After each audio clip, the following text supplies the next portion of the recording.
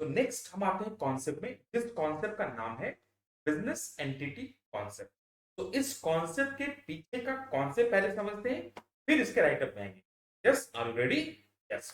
तो देखो, तुम्हारे स्क्रीन पे ये एक आ गए मिस्टर राम, मान लो इनको हम नाम देते हैं, ये हैं मिस्टर राम। इन्होंने एक मस्त वाला बिजनेस स्टार्ट किया। देखो एक बिजनेस स्टार्ट किया दिख रहा है, और इन्होंने अपने पॉकेट से कुछ पैसे इन्वेस्ट किए। इनके पॉकेट से पैसा बिजनेस में गया। अब एक पर्सन है जो है मिस्टर लेंडर। इन्होंने हमारे बिजनेस में पैसे इन्वेस्ट किए। कैसे? इनसे हमने पैसे, इस मिस्टर राम ने पैसे बोरो किया है। अब मुझे बताओ, क्या हमारे अकाउंट्स में इस मिस्टर लैंडर जो जिनसे हमने पैसे बोरो किए हैं, क्या उनका भी इंटरेस्ट है? क्या वो भी हमारे अकाउंट्स के यूजर है? यस, वो भी हमारे अकाउंट्स के यूजर है। याद करो, हमने डिस्कस किया था यूजर्स ऑफ अकाउंटिंग। मैंने बताया था ना सिर्फ ओनर और मैनेजमेंट जिनको हम इंटरनल यूजर बोलते हैं, बल्कि बाहर वाले भी हमारे अकाउंटिंग इंफॉर्मेशन में इंटरेस्टेड होते हैं, जिनको हम एक्सटर्नल यूजर्स बोलते हैं। इनके अलावा मान लो ये एक मिस्टर वाई है।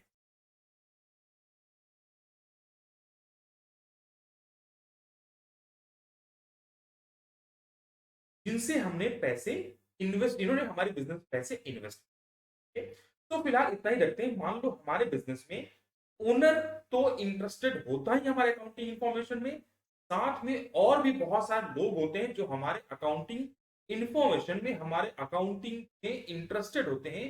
वो हमारे अकाउंटिंग इंफॉर्मेशन को यूज करते हैं। सो हम जब अकाउंटिंग मेंटेन करते हैं, तो सिर्फ owner point of view accounting maintain नहीं करना चाहिए। जैसे कि देखो, नेक्स्ट आते हैं।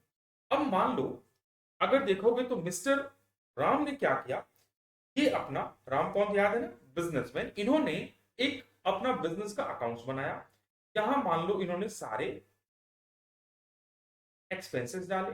इन्होंने ऑफिस रेंट डाला। देखो ये जो ऑफिस रेंट है ये बिजनेस का खर्चा है। फिर देखोगे तो इन्होंने एक रेंट ऑफ रेसिडेंशियल हाउस डाल दिया। कहां पर डाल दिया? ये जो है बिजनेस का अकाउंट्स है। इस साइड हमने सारे बिजनेस के इनकम और रेवेन्यू रिकॉर्ड किए, इधर हमने सारे expenses record. Similarly goods purchase के वो डाल दिए, और इनके मेडिकल के खर्चे वो भी इन्होंने इस अकाउंट में डाल दिए। अब मुझे बताओ, ये क्या बिजनेस का एक्सपेंस है? क्या आंसर है नहीं, ये बिजनेस का एक्सपेंस नहीं। कौन सा? ये जो रेसिडेंशियल हाउस वाला है। सिमिलरली जो मेडिकल एक्सपेंस है, मुझे बताओ क्या ये बिजनेस एक्सपेंस है? आंसर है नहीं, ये भी बिजनेस का एक्सपेंस नहीं है, क्योंकि ये बिजनेसमैन के पर्सनल एक्सपेंसेस हैं। अगर इनको भी हम एक्सपेंस ऑफ बिजनेस मान लें और प्रॉफिट कैलकुलेट करते वक्त चार्ज कर दें, तो ये ओनर पॉइंट ऑफ व्यू भले ही सही हो, लेकिन जो बाकी हमारे यूजर्स ऑफ अकाउंटिंग हैं, जैसे कि इन्वेस्टर, जैसे कि लेंडर या अदर जो यूजर्स हैं, उनके लिए ये अकाउंटिंग इंफॉर्मेशन जस्टिफिएबल नहीं होगा, because they are not interested in your personal expenses, they are interested in your business expense. Similarly इन्होंने एक वॉशिंग मशीन परचेज किया है घर के लिए, वॉशिंग के लिए, और उन्होंने देखो उस वॉशिंग मशीन को कहां डाल दिया? बैलेंस शीट में। ये जो बैलेंस शीट है, ये बिजनेस का बैलेंस शीट है, और बैलेंस शीट वैसे ही बिजनेस का ही बनता है। बैलेंस शीट याद है ना? बैलेंस शीट बोलते हैं जहां पर हम एक बिजनेस का टोटल एसेट्स और उसकी लायबिलिटीज ये सारा चेक करते हैं, जिससे पता चलता है हमारा नेटवर्थ कितना है। अब मुझे बताओ, क्या ये फाइनेंशियल स्टेटमेंट सही है? आंसर है नहीं। क्यों? क्योंकि ऐसे इसमें कुछ एक्सपेंसेस डाले गए हैं जो बिजनेस के नहीं, बिजनेसमैन के एक्सपेंसेस हैं। And accounting is not only mean for business owner, but also mean for outsiders. तो ये आउटसाइडर के लिए टेबल नहीं है। दिस स्टेटमेंट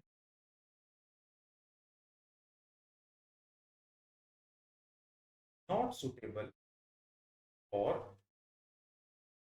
आउटसाइड, आउटसाइड जिसको हम क्या बोलते हैं,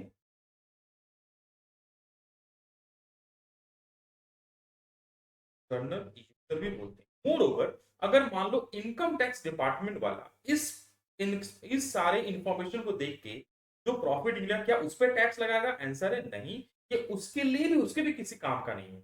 सिमिलरली ये जो हमारा बैलेंस शीट है ना वो भी रॉन्ग है, बिकॉज ये हमने पर्सनल यूज वाले एसेट डाल दिए, तो इज नॉट। तो सर हमें क्या करना चाहिए? उसी का आंसर देता है ये बिजनेस एंटिटी कॉन्सेप्ट। क्या ये इंफॉर्मेशन यूजफुल है? तो आंसर है अकाउंटिंग इज नॉट अंडरस्टैंडेबल, और ये यूजफुल नहीं है इसके लिए सारे आउटसाइडर यूजर्स के लिए। Yes, yes. प्लस इससे बहुत ज्यादा इंफॉर्मेशन नहीं निकल पाएगी, तो इसी का सॉल्यूशन देता है हमारा कौन? Business entity concept. ये बोलता है कि देखो बिजनेस और बिजनेसमैन दोनों कंप्लीटली सेपरेट हैं। ये जो बिजनेस है ना हमारा, ये अपना आप में सेपरेट और इंडिपेंडेंट एंटिटी है, और ये जो बिजनेसमैन है ये भी सेपरेट एंटिटी है। इस एंटिटी को हम बोलते हैं, ये अपने आप में एक पर्सन है जिसे हम आर्टिफिशियल या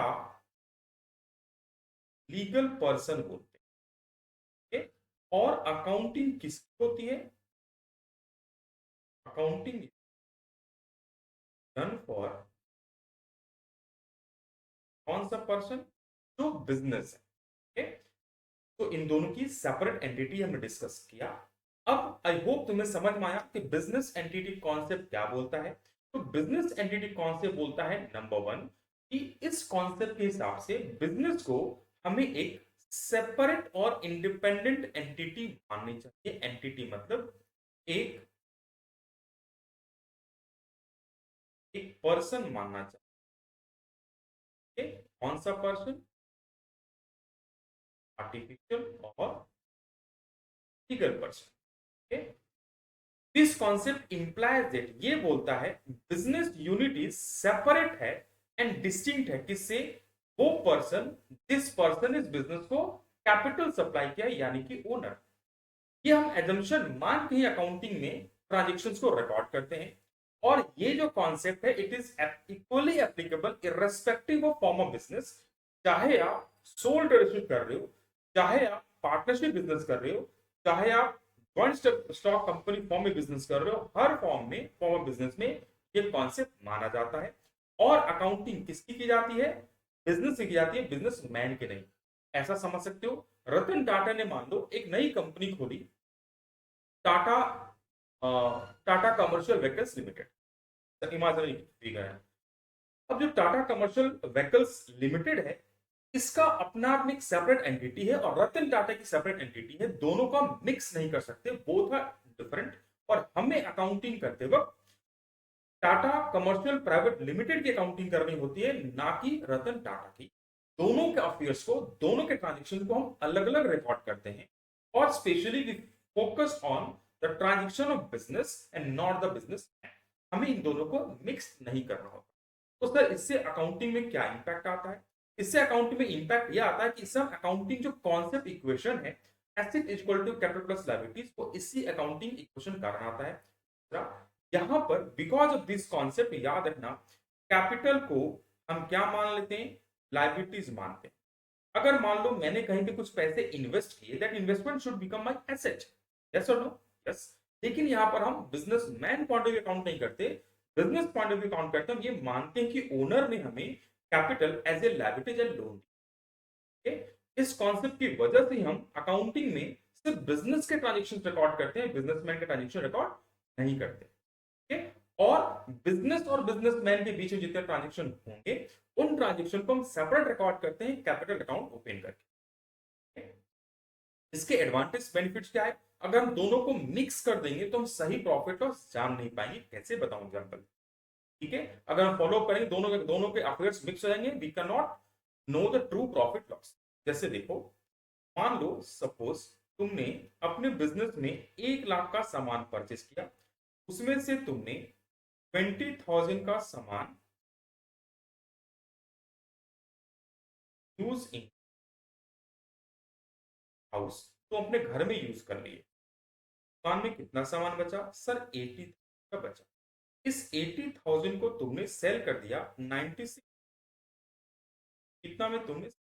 अब देखो, अगर तुम दोनों को मिक्स कर दोगे तो 1 लाख रुपया तुमने लगाया, 1 लाख का सामान खरीदा, सेल हुआ 96,000 मतलब 4,000 का। लेकिन अगर तुम दोनों को सेपरेट करके देखोगे तो दुकान में सिर्फ सामान तो 80,000 का ही था ना, जिसको तुमने कितना बेचा? 96,000 में। दैट मीन्स तुम 20% प्रॉफिट प्रॉफिट अर्न कर रहे हो। ये कब संभव होगा, कब समझ में आएगा? जब हम दोनों को सेपरेट कर रहे हैं। Whenever you are going to mix, we cannot determine true profit or loss. That's why हम यहाँ पर दोनों को अलग मान। होप समझ में आया? नेक्स्ट आते हैं दूसरे कॉन्सेप्ट में। मान लो ये एक बिजनेसमैन है, इन बिजनेसमैन का नाम है, इनको हम एक नाम देते हैं, ये नाम है राम। और इन्होंने एक बिजनेस स्टार्ट किया, राम स्टोर के नाम से इन्होंने बिजनेस स्टार्ट किया। इन्होंने अपने बिजनेस में एक मान लो मशीन परचेज किया जिसकी कॉस्टिंग है 2x। ये एस्टिमेटेड है कि मशीन की जो लाइफ है वो 10 ईयर्स है। एस्टिमेटेड लाइफ कितनी? तो इसकी एस्टिमेटेड लाइफ 10 ईयर्स है। अब प्रश्न ये उठता है कि ये जो 2 लाख इन्होंने खर्चा किया, इस 2 lakhs को क्या हम एक्सपेंस ऑफ करंट ईयर मान के रेवेन्यू से माइनस कर दें व्हाइल कैलकुलेटिंग प्रॉफिट। लेकिन याद रखना है कि इसकी एस्टिमेटेड लाइफ कितनी है? 10 ईयर्स। तो आगे आते हैं। मान लो वो सेम मशीन जो मैं बताया, ये हम मानते हैं कि इसकी 10 साल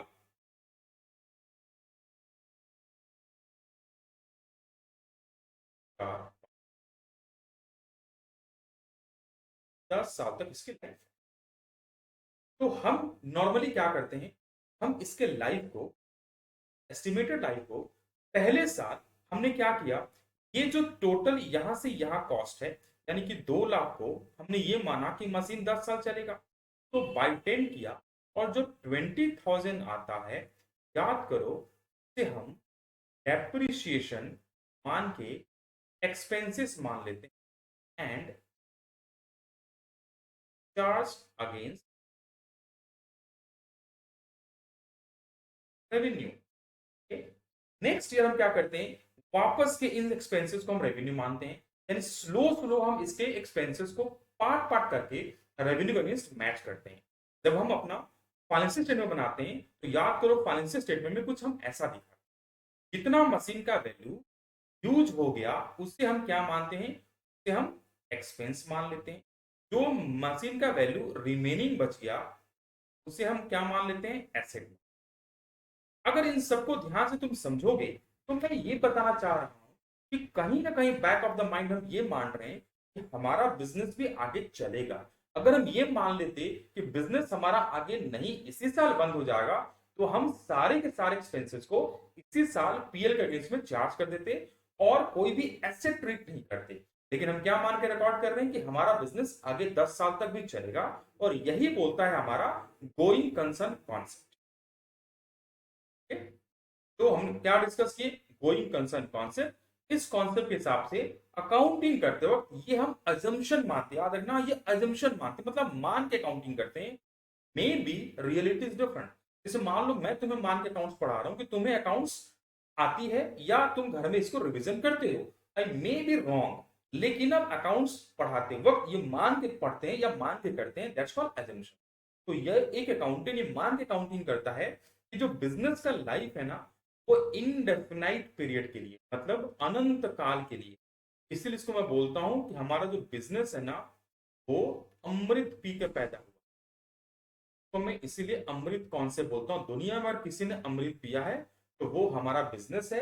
हम ये मानते हैं कि हमारा बिजनेस हमेशा चलते रहेगा। ये एक गोइंग कंसर्न है, गोइंग मतलब जो चलते रहेगा, बंद नहीं होगा, गॉन कंसर्न नहीं, और ये हमेशा चलेगा, कभी बंद नहीं होगा। ट्रांजेक्शन को ये मानकर हम रिकॉर्ड करते हैं। इसीलिए याद करो, हम एसेट को, लॉन्ग टर्म एसेट को, खासकर नॉन करंट एसेट को डेप्रिसिएशन इस साल रिकॉर्ड करते हैं, और बाकी पोर्शंस को हम फॉरवर्ड कर देते हैं एज एन एसेट। और वो भी on cost not on market price because of this. Okay, इस कॉन्सेप्ट के हिसाब से हम एसेट को करंट और नॉन करंट में क्लासिफाई करते हैं। और इस कॉन्सेप्ट के हिसाब से अगर मान लो हमारे जो आउटसाइडर्स है वो हमारे साथ कॉन्ट्रैक्ट में एंटर करते हैं, तुम अगर मान लो किसी बैंक से लोन लेने जाओ और बैंक वाले को बताओ कि देखो मेरा बिजनेस बहुत जल्दी बंद होने वाला है, तो कोई भी बैंक वाला, कोई भी आउटसाइडर पार्टी तुम्हारे साथ ट्रांजेक्शन नहीं करेगा। तो ये मानकम अकाउंट्स करते हैं और अकाउंटिंग ट्रांजेक्शन रिकॉर्ड करते हैं। बेनिफिट क्या है? अगर मान लो सपोज मैं तुमको बोलूं कि किसी को बोलूं, तुमको नहीं, किसी को बोलूं कि तुम जितना पढ़ लो तुम फेल होने वाले हो, तो वो आदमी बहुत ज्यादा एफर्ट नहीं लगाएगा। सिमिलरली अगर बिजनेसमैन को पता चले कि मेरा बिजनेस बंद होने वाला है, तो वो फर्दर इन्वेस्टमेंट नहीं करेगा, अफोर्ड नहीं लगाएगा, ये बिजनेस में लॉस होगा। इसीलिए इस कॉन्सेप्ट को मानकर हम अकाउंटिंग करते हैं। ओके, आई होप दोनों समझ में आए कॉन्सेप्ट।